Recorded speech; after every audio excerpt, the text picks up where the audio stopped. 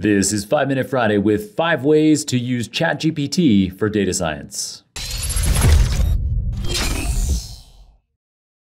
Back in episode number 646, we focused on how anyone can extract commercial value from ChatGPT today, whether you be a technical data science practitioner or not.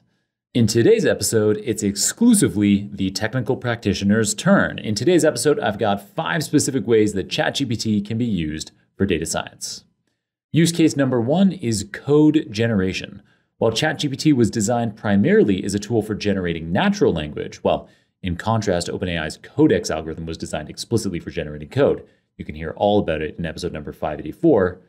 The friendly conversational UI of ChatGPT nevertheless comes in handy for rapidly generating code. And it can do so in all of the primary software languages for data science, including Python, R, and SQL.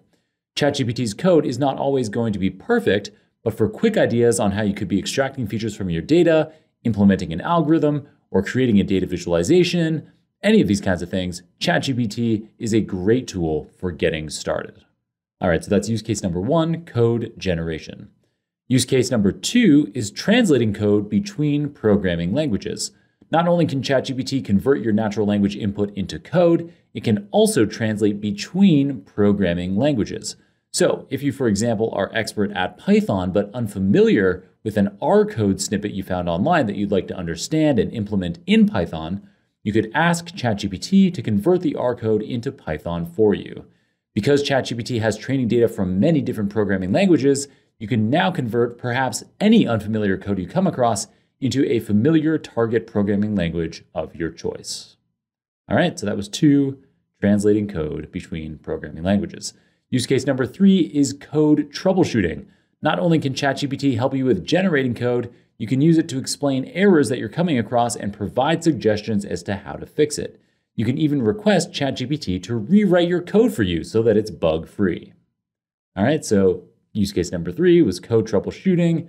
Use case number 4 is providing library suggestions. In Python or R, there are countless open source libraries of code available to you.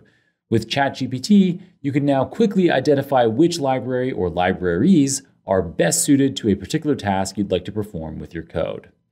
And finally, use case number 5 is article summarization. A seemingly endless number of fascinating articles on machine learning innovations are published on arXiv each week. Pouring through each of the articles that interest you is likely to be impossible.